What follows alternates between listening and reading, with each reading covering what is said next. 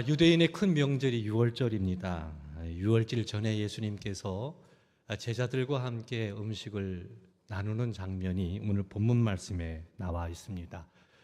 예수님께서는 이제 하나님께서 세상에 보내셨다가 다시 하나님 품으로 돌아가야 될 때가 됐다라고 생각을 했습니다. 떠날 날이 가까이 왔다. 유월절을 전후로 해서 예수님은 내가 곧 세상을 떠나게 될 것이다라고 생각을 하셨습니다. 그때 예수님의 눈에 제자들은 어떻게 보였을까? 마지막 제자들과 함께 식탁을 나누면서 예수님 떠나게 될 텐데 이제 세상에 남겨져서 하나님의 복음을 전하고 하나님의 교회를 세워나가야 될 그 제자들, 어떤 눈으로 어떤 시선으로 그 제자들을 보았을까? 아마 예수님께서 걸어가셨던 그 길을 제자들도 걸어갈 겁니다. 욕을 먹고 비난받고 미움당하고 매를 맞고 갇히게 될 것이며 또 죽임을 당하게 될 것입니다. 그러면서도 복음을 전하고 하나님의 교회를 세워 올리는 일에 그들은 혼신의 힘을 다할 것입니다. 예수님은 참 안타까운 마음으로 그 제자들을 보았을 겁니다. 그들을 바라보시면서 예수님은 사랑하시되 끝까지 사랑하셨다라고 요한복음 13장은 우리에게 이야기를 해주고 있습니다. 그 믿음의 길을 걸어가는 제자들, 그들을 예수님께서는 사랑하시되 끝까지 사랑하셨습니다. 거기 가룟 유다도 있습니다. 역시 마찬가지로 그에게 예수님께서는 사랑을 주셨던 것을 볼 수 있습니다. 그렇게 음식을 먹는 중 제자들과 함께 그런 마음 갖고 제자들을 바라보면서 음식을 먹는 중 예수님께서 자리에서 일어납니다. 생각지 못한 일입니다. 겉옷을 벗으시고 허리에 수건을 두르시고 그리고 대야에 물을 떠서는 제자들의 발을 씻어주기를 시작합니다. 이런 예수님의 행동은 적지 않게 제자들을 당황시켰습니다. 어리둥절하게 만들었습니다. 왜냐하면 발을 씻어주는 것은 그건 종이나 하는 일이기 때문에 그렇습니다. 당시 팔레스틴 지방은 모래가 많아요. 거친 그래서 먼지가 많이 일어나는 그런 지역입니다. 샌들을 신고 그리고 맨발로 걸어 다녔던 사람들이 집 안으로 들어올 때는 위생적으로도 그렇고 또 집안 곳곳이 더러워질 수 있으니까 발을 씻어주는데 대부분 그 발을 씻어주는 사람은 그 집안의 종들이 하는 일입니다. 신을 벗기고 발을 씻겨주는 일은 종이 하는 일입니다. 허드렛 일입니다. 그렇게 해서 이제 가정 안에서 음식을 나누고 대화할 수 있도록 그렇게 섬기는 것이 종이 하는 일인데 예수님께서 그 일을 하시는 겁니다. 아마 그 집안에 종이 없었던 것으로 생각이 됩니다. 그렇다면 아마 예수님과 그 제자들이 그 집에 들어왔을 때 제자들이 바로 예수님의 발을 씻겨주는 것이 마땅합니다. 그런데 씻겨주지를 않았습니다. 예수님께서 음식을 드시는 중 갑자기 일어나셔서 겉옷을 벗으시고 허리에 수건을 두르시고 개에 물을 떠서 제자들의 발을 씻어주시니 제자들이 얼마나 당황하지 않았겠습니까? 그들은 이미 예수님에 대해서 살아계신 하나님의 아들이라고 고백을 했습니다. 살아계신 하나님의 아들은 가장 존귀한 사람입니다. 가장 존귀하신 하나님의 아들 예수님께서 비천한 제자들의 발을 씻어준다라는 거 그들로서는 받아들이기 어려운 일이었을 겁니다. 예수님께서는 스스로 종의 자리로 내려가셔서 가장 낮은 자리에서 종이나 하는 그 일들을 행하셨던 것을 볼 수 있습니다. 예수님이 스스로 종이 되어 제자들의 발을 씻는 데에는 어떤 특별한 목적이 있었던 것을 우리는 알 수 있습니다. 뭔가 강력한 메시지를 전할 때 충격요법이 있잖아요. 전혀 생각지 못한 행동을 통해서 예수님께서는 제자들에게 평생 잊혀지지 않는 귀한 말씀을 마음에 새겨놓는 시간이었을 것으로 생각이 됩니다. 베드로가 말합니다. 예수님, 어떻게 예수님이 제 발을 씻을 수 있습니까?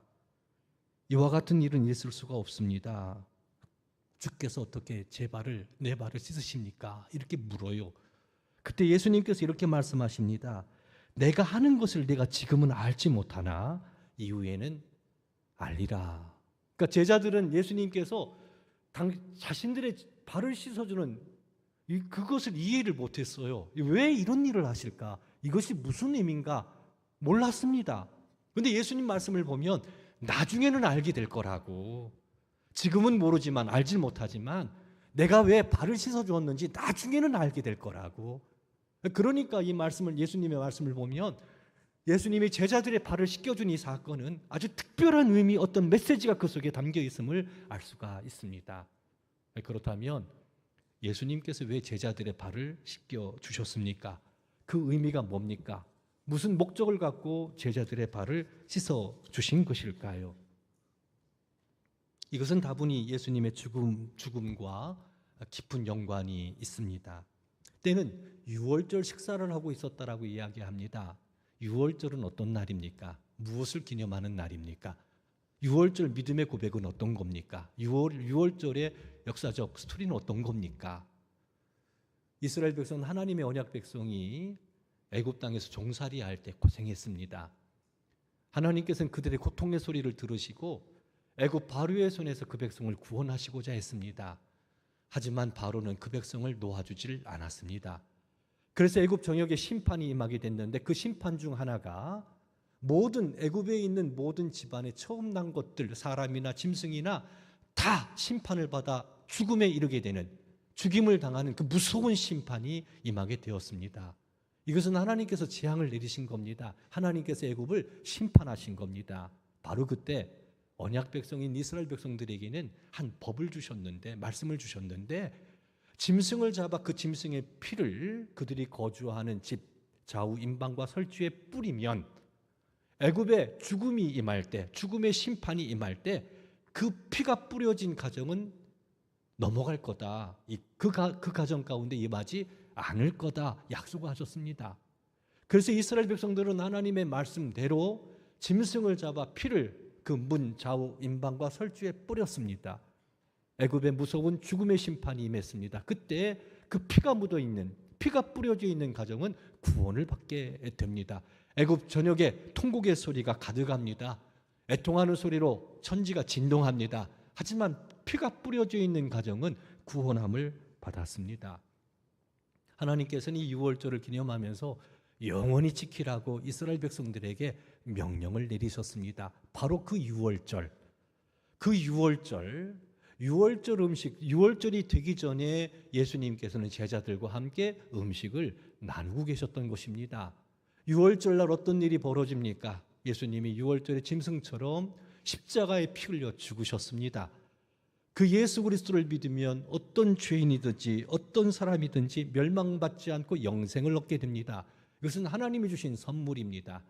아무리 큰 죄를 범했다 할지라도, 아무리 허물이 많다 할지라도, 자격이 없다 할지라도 예수 그리스도께서는 세상과 우리의 모든 죄, 흠과 티가 있는 모든 죄를 대신 담당하시고 십자가에서 형벌을 받으신 겁니다. 그 피 흘려 죽으셨습니다. 피 흘려 죽으신 목적이 뭡니까? 우리 죄를 씻기 위함입니다. 정결케 하기 위함입니다. 하나님의 말씀을 믿으시기 바랍니다. 예수 그리스도의 피 흘림이 없으면 죄 사함이 없습니다. 예수님이 피 흘려 죽으심으로 저와 우리의 모든 죄, 세상의 모든 죄가 깨끗하게 씻김 받았음을 믿으시기 바랍니다. 이건 하나님이 주신 선물입니다. 은혜입니다. 예수님께서 더러운 제자들의 발을 씻겨주셨다라고 얘기할 때, 씻으셨다라고 얘기할 때 제자들이 씻은 게 아닙니다. 예수님께서 씻겨주셨습니다. 씻겨주신 것은 무엇을 의미하느냐? 곧 유월절날 예수님께서 모든 죄를 씻기 위해 죽는 죽음의 의미가 그 속에 담겨 있는 겁니다. 죽음을 통해 섬기는 겁니다. 흔히 제자들의 발을 씻겨주신 예수님, 흔히 우리가 이 생각할 때 제자들을 섬겼다 이렇게 생각을 합니다. 맞습니다. 섬겼는데 유월절과 연관지어서 생각해 본다면 예수님께서 죽음으로 섬기신 겁니다. 죽음으로써 우리 죄를 씻으신 겁니다. 고통을 당하신 겁니다. 십자가에 달린다라는 것이 얼마나 큰 고통과 아픔입니까? 친히 그 고통과 아픔을 견뎌내셨고 피 흘리셨습니다. 그 죄는, 그 이유는 우리의 죄를 씻기 위함입니다. 마치 예수님이 제자들의 발을 씻겨 주었던 것처럼 더러운 죄로 얼룩진 우리 스스로는 씻을 수 없는 그 크고 무서운 죄들, 우리는 한 가지의 작은 죄도 스스로가 해결할 수가 없습니다. 그런데 하나님께서는 예수 그리스도의 피를 통해서 그 죄를 씻어주신 거예요. 예수님께서는 그 유월절의 어린 양처럼 그렇게 십자가를 짊어지시고 우리 죄악을 사하신 겁니다. 깨끗하게 씻어주신 겁니다. 예수님이 제자들의 발을 씻겨 나가기를 시작합니다. 베드로의 발을 씻겨줄 때 베드로가 말합니다. 예수님, 절대로 절대로 제 발을 씻을 수 없습니다. 그와 같은 일은 있을 수 없습니다. 종이 하는 일인데 어떻게 주님께서 제 발을 씻을 수 있겠습니까? 이것은 불가합니다. 단호하게 거절합니다. 그때 예수님이 이렇게 말씀하셨어요. 내가 너를 씻어주지 아니하면 네가 나와 상관이 없느니라 라고 말씀하십니다. 여긴 구원론적 큰 의미가 이 속에 담겨 있다고 생각합니다. 내가 너를 씻어주지 아니하면 네가 나와 상관이 없다라는 겁니다. 이 말씀을 어떻게 우리가 생각해 볼 수 있겠습니까? 어떻게 주님과 우리가 연관을 맺게 됩니까? 어떻게 하나님과의 아름다운 관계 속으로 들어갈 수 있겠습니까? 죄 문제를 해결받지 않고는 하나님과 바른 관계로 들어갈 수 없습니다. 왜냐하면 하나님 거룩하시잖아요. 빛이시잖아요. 더러운 죄가 있는 죄인이 어떻게 거룩하신 하나님 앞에 갈 수 있겠습니까? 빛과 어두움은 함께 할 수 없습니다. 죄를 씻어야 되는 거예요. 그 구약에 하나님께서는 이스라엘 백성들에게 하나님께 나아가는 방법을 가르쳐 주셨는데 그게 제사제도예요. 죄인이 어떻게 하나님 앞에 나갈 수 있겠습니까? 짐승의 희생자사를 통해서 하나님께 나갈 수 있는 거예요. 이건 하나님께서 만들어 주신 거예요. 그것은 하나의 예표입니다. 죄인들이 어떻게 하나님 앞에 설 수 있느냐라고 이야기할 때 예수 그리스도께서 우리 죄를 위해서 죽으심으로 그 피를 통해서 그 피를 힘입어, 히브리서는 말합니다. 예수 그리스도의 피를 힘입어 하나님께 나갈 수 있다고. 그 길이 열려졌다라고. 그 길이 열렸다고. 만약에 예수님께서 피 흘려 죽음으로 우리 죄를 씻어주지 않으면 누구도 하나님께 나갈 수가 없어요. 어떤 사람도 하나님 앞에 설 수가 없어요. 저를 포함해서. 주님께서 씻어줘야 됩니다. 깨끗하게 해주셔야 됩니다. 닦아주셔야 됩니다. 예수 그리스도께서 십자가에 죽으신 이유가 바로 그것 아닙니까? 우리 죄악을 씻어주시기 위해서. 마치 제자들의 발을 씻겨주었던 것처럼 우리의 죄를 씻어 하나님과의 바른 관계, 모든 죄 용서하시고 하나님의 자녀 삼아주시고 하나님을 아버지라 부르는 은혜 가운데 거하게 하시고 그 은혜의 덕을 누릴 수 있도록 길을 열어주는, 그것을 위해서 예수님께서는 우리의 발, 십자가의 죽음을 통해서 우리의 죄를 씻으셨다라는 것을 믿으시기를 바랍니다. 이건 놀라운 은혜입니다. 이것이 예수님께서 제자들의 발을 씻겨주실 때 그 속에 담겨있는 첫 번째 의미가 되는 겁니다. 그랬더니 베드로가 말합니다. 예수님, 그렇다면 그 정확한 의미는 내가 알지 못하지만 주님과 연관이 있다라고 생각한다면 내 발뿐만 아니라 내 손과 머리도 씻어주세요 라고 얘기합니다. 베드로가 그렇게 적극적으로 얘기를 했죠. 근데 그때 당시 베드로는 그 의미를 몰랐어요. 나중에 십자가 죽음 이후에 그 복음의 의미를 깨닫게 되는 겁니다. 그래서 예수 그리스도를 회개하고 예수 그리스도를 믿으라, 죄사함을 받으라 강력하게 선포하고 있는 걸 볼 수 있지요. 그런 겁니다. 근데 베드로에게 예수님께서 뭐라고 말씀하셨냐면, 야, 이미 목욕한 사람은 발만 씻으면 된다라고 이야기합니다. 이 말의 의미가 뭡니까? 베드로를 포함한 제자들은 예수님께서 말씀하시는 말씀을 들었고 예수님께서 행하시는 행적을 보면서 예수님이 구원자라는 것을 알았습니다. 그래서 주는 그리스도시요 살아계신 하나님의 아들입니다 라고 믿음으로 고백합니다. 그래서 그들은 다 구원을 받게 됩니다. 예수님의 말씀을 믿고 구원을 받은 겁니다. 그리스도 구원자로 인정함으로 구원을 받은 겁니다. 구원을 받은 이들은 어떤 상태가 되느냐? 목욕한 상태가 됩니다. 깨끗함을 받은 상태가 되는 거예요. 따라합시다. 사단의 나라에서 하나님의 나라로, 하나님의 심판에서 하나님의 사랑의 나라로 신분이 변화가 일어납니다. 자리가 변화가 일어납니다. 옮겨지게 되는 겁니다. 옮겨지는 겁니다. 우린 주의 은혜 가운데 거하는 겁니다. 그러나 연약합니다. 허물이 있습니다. 죄가 많습니다. 하나님의 나라, 하나님 나라 안에 있지만 연약하고 부족한 죄인들이기 때문에 욕심이 많아서 때로 주님의 말씀을 어기고 죄를 범할 때가 있습니다. 그런데 이 사람을 가리켜 뭐라고 표현하고 있느냐? 예수님은 목욕한 사람들이라고 표현합니다. 목욕한 사람들이라고. 이제 어떻게 해야 됩니까? 죄를 범하면 우리의 죄를 자백하면 되는 거예요. 통회하면 되는 거예요. 하나님, 내가 잘못했습니다. 이 죄를 버리겠습니다. 나를 용서해 주세요. 구체적으로 그 죄를 고백할 때 주님 미쁘시고 이로사 우리 죄를 사하시며 모든 불의에서 우리를 깨끗게 하신다 말씀하셨습니다. 깨끗게 하신다. 무슨 말입니까? 씻어주신다라는 거예요. 우리 스스로는 우리 허물과 죄를 씻을 수가 없습니다. 잊지 마십시오. 아주 지극히 작은 것 하나라도 우리는 범죄한 우리는 그것을 어떻게 해결할 수가 없습니다. 그런데 예수님께서는 그 십자가 죽음을 통해서 회개를 근거로 그 백성들의 죄악을 사하시고 깨끗게 하심을 믿으시기를 바랍니다. 그래서 하나님 앞에 설 수 있습니다. 예수 그리스도께 자백할 때 모든 죄가 용서됐고 주님께서 씻어주심을 믿으시기 바랍니다. 그 은혜 가운데 만약에 그와 같은 일들이 없다면 우린 여전히 심판 아래에 있는 두려움 가운데 살아갈 수밖에 없는 갇혀있는 존재 아니겠습니까? 만약에 우리 죄를 용서해주지 않는다면, 씻어주시지 않는다면, 예수님께서 제자들의 발을 씻겨준 것처럼 씻겨주지 않는다면 우리는 어떻게 될까요? 희망 없잖아요. 소망 없잖아요. 두렵잖아요. 죄의 싹은 사망이니까, 심판이 따르게 되니까 회복의 길이 없잖아요. 새롭게 될 수 있는 길이 없잖아요. 새롭게 살고 싶기 원하는데 그 죄의 짐 어떻게 벗어날 수 있습니까? 안 되잖아요. 다짐한다고, 각오한다고 그게 되는 일이 아니잖아요.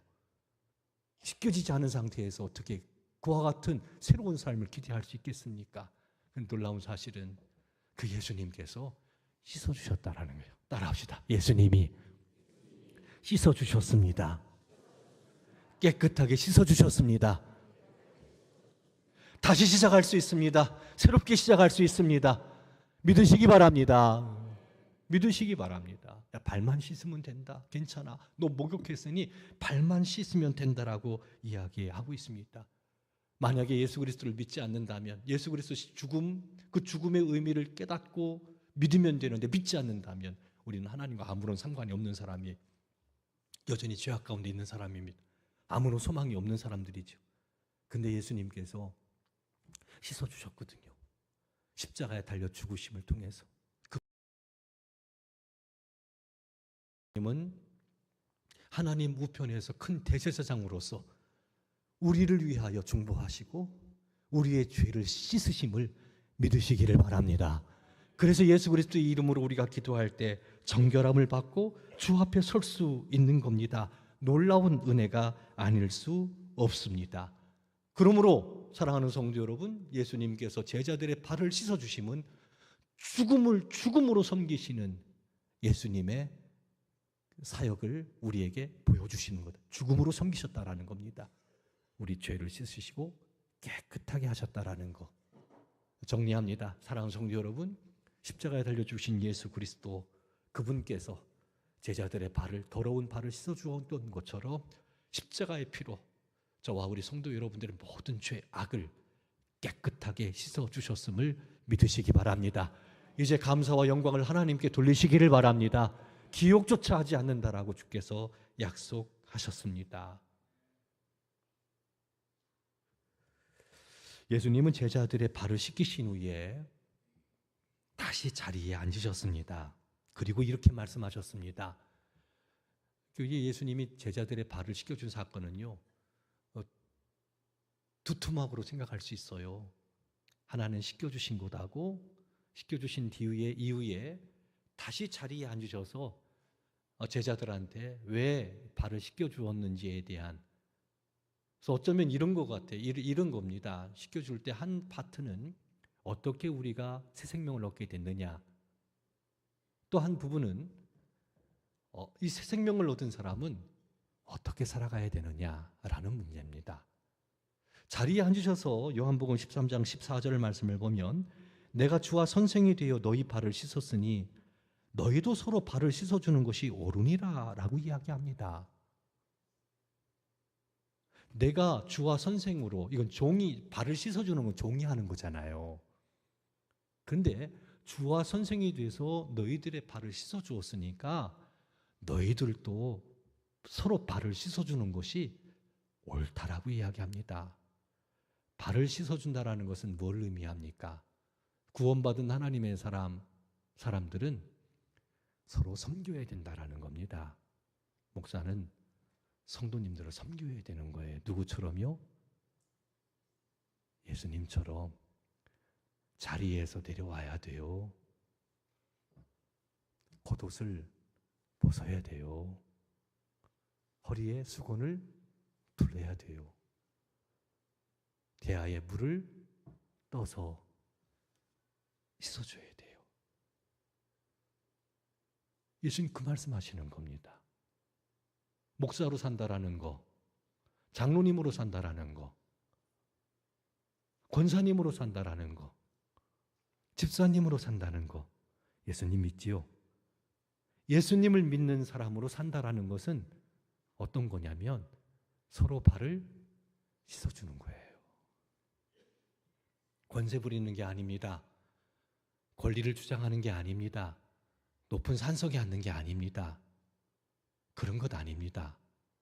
그건 잘못된 겁니다. 그건 세상 나라고, 하나님 나라는 예수님께서 친히 본을 보여주셨거든요. 예수님이 친히 본을 보여주신 겁니다. 이 예수님께서 제자들의 발을 씻겨준 사건은 아주 유명한 사건이잖아요. 이거 모르는 성도님들이 없잖아요. 그 의미가 뭔지 아세요?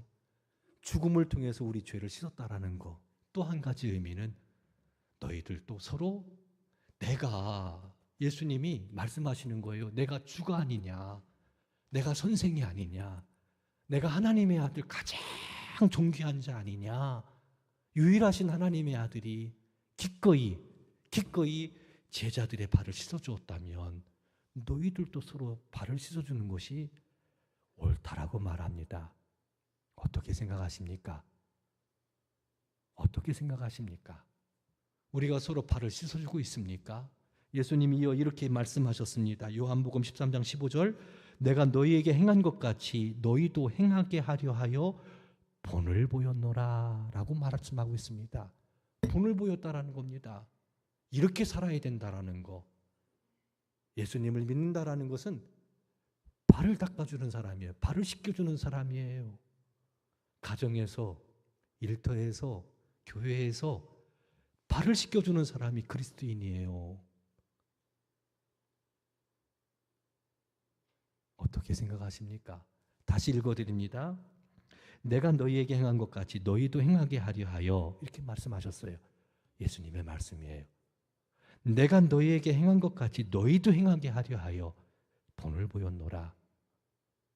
어리둥절한 거, 이해할 수 없는 행동을 예수님이 하신 겁니다. 6월절이 되면 제자들은 예수님의 이 행동을 기억했을 겁니다.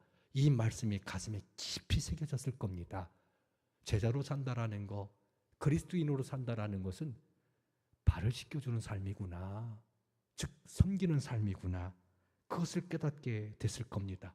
요한복음 13장 17절 말씀을 보면 너희가 이것을 알고 행하면 복이 있으리라. 복이 있는 겁니다. 누군가를 섬기겠다고 섬김의 자리로 내려오면요, 두려움이 사라집니다. 갈등이 사라집니다. 그렇죠? 자, 한번 생각해 보세요. 내가 오늘 당신 섬길 거야. 나 예수님의 제자거든. 섬긴다라는 마음 가지고 살아가는 삶은요, 두려움이 없습니다. 갈등이 없습니다. 있을 수가 없습니다. 왜? 내가 섬기겠다는데 나 스스로 섬김의 자리에 내려놓고 살면요, 그런 거 없습니다. 평안이 찾아옵니다. 거기 회복과 치유가 일어납니다. 그게 하나님 나라입니다. 그게 하나님 나라입니다. 세상이 어떻게 변화될까? 많은 사람들이 연구합니다. 성경은 이야기합니다. 예수님께서 제자들의 발을 씻어주었던 것처럼 그렇게 서로 발을 씻어줄 때, 그때 세상은 새로워집니다. 새로워집니다. 일터, 교회, 가정 새로워집니다. 이게 부흥입니다. 근데 그것은 다 할 수 있습니다. 다 할 수 있는 겁니다. 높아지려면 누군가를 밟고 가야 되지만 낮음의 자리는요, 뜻을 세우면 누구나가 다 갈 수 있어요. 그렇잖아요. 그렇지 않습니까? 내가 대장이 되려면 누군가를 밟고 올라가야 되는데 스스로 쫄병의 자리에 놓는다면 내려가면 되는 거예요. 거칠 것이 없어요. 문제될 게 없어요.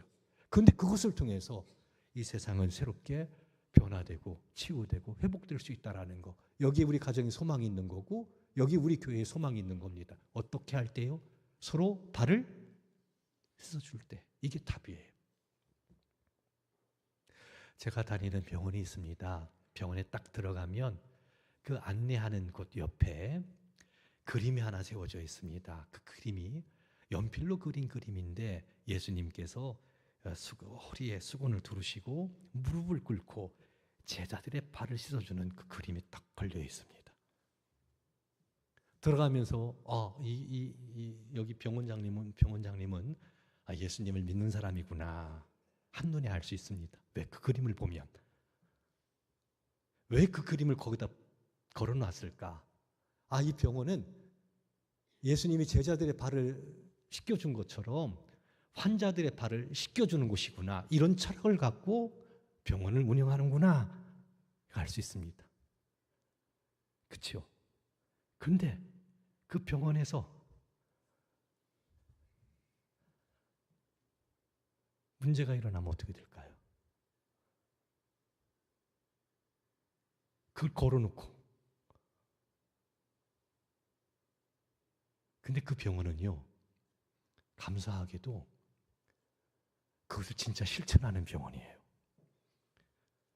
그 몸의 질병으로 인해서 한두 달 사이에 제가 그 똑같은 문제고 그 병원을 갔고 또 다른 병원을 갔거든요. 먼저 그 다른 병원을 갔다가 그 병원을 갔거든요. 근데 가격 차이가 확 납니다. 어떻게 이럴 수 있을까? 그만 10배는 차이가 나는 것 같아요. 10배는. 그리고 환자를 대하는 태도가요, 아주 달라요. 그 피부로 느껴요. 어느 날 치료를 받고 돌아오면서 이런 생각을 한번 했습니다. 그 의사 선생님, 병원장님이 사실 그곳이 치과거든요. 제 이를 다 뽑겠다고 하더라도 난 믿겠다. 이런 마음이 들었어요. 그런데 흔히 저만 느끼는 건가요? 어디 가면 막 견적이 나오잖아요. 죄송합니다. 치료비가 나오잖아요. 근데 이런 마음 들지 않아요? 이게 진짠가? 이거 빼도 되나? 이거 해도 되나? 이런 마음이 드는데 그 액수가 참 커요. 근데 여기는 안 그래요. 이분이 원래 그 섬김으로 예수님께서 제자들의 발을 씻겨준 그 정신 가지고 하거든요. 그러니까 무슨 말을 하든지 치료받고 돌아오는 게 믿고 막 이게 얼마나 행복한지 몰라요.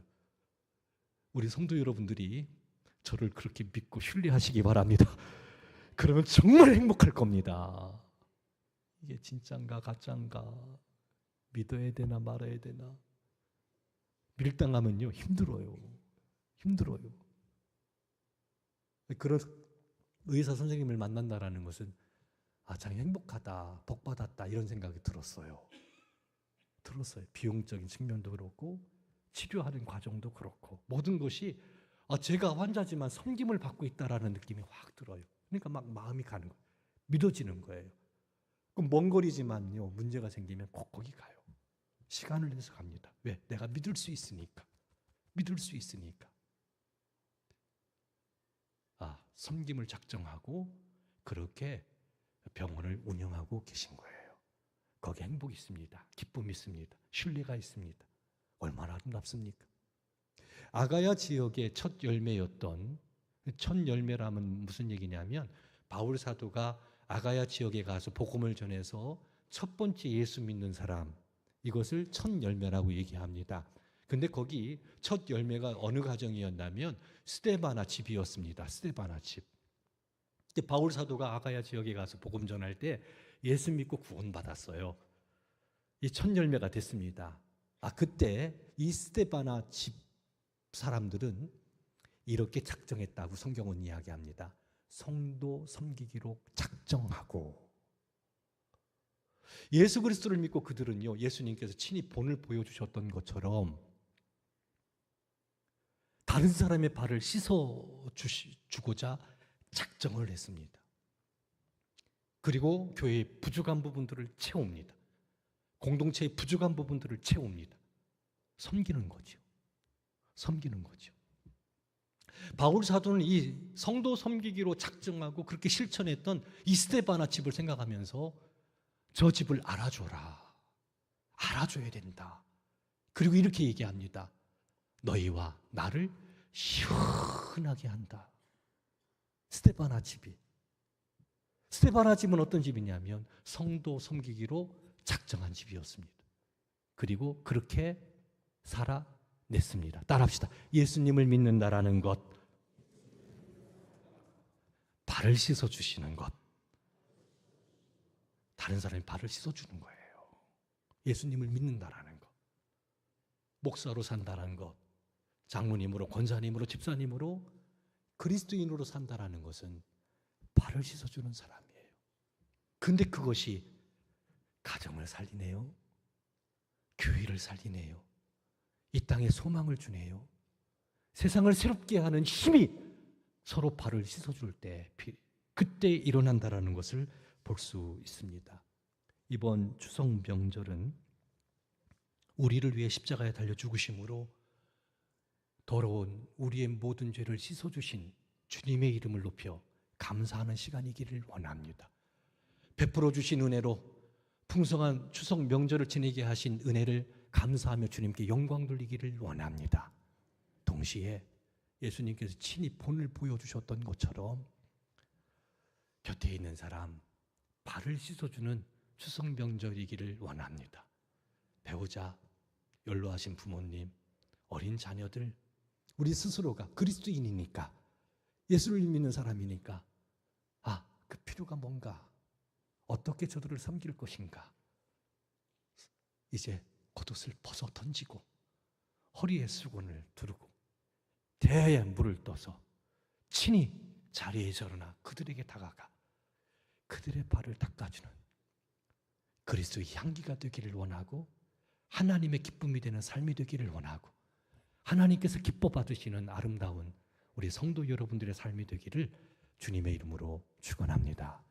이 시간 우리 함께 찬송을 부르신 후에 하나님, 이번 추석 명절 제자들의 발을 씻겨주신 예수님의 번호를 따라 우리 가족의 발을 씻겨주고 곁에 있는 사람들의 발을 씻겨주고 섬기는, 그래서 하나님이 가져다 주시는 놀라운 은혜, 하나님께 영광 돌리는 추석 명절이기를 소망합니다.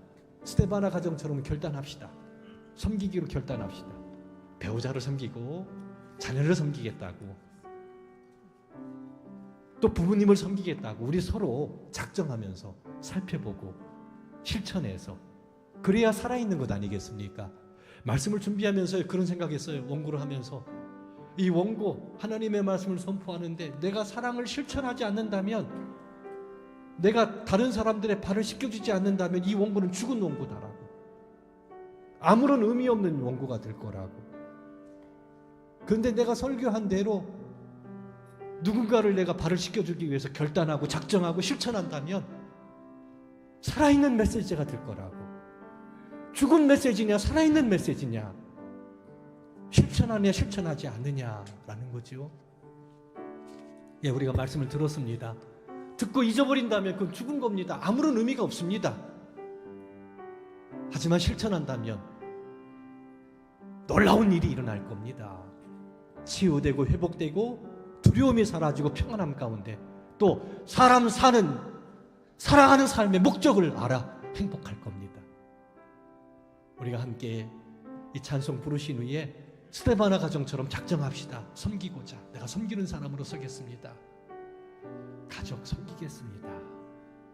일터에서 섬기겠습니다. 교회에서 섬기겠습니다. 찬송부를 우리 함께 기도하는 시간 갖도록 하겠습니다.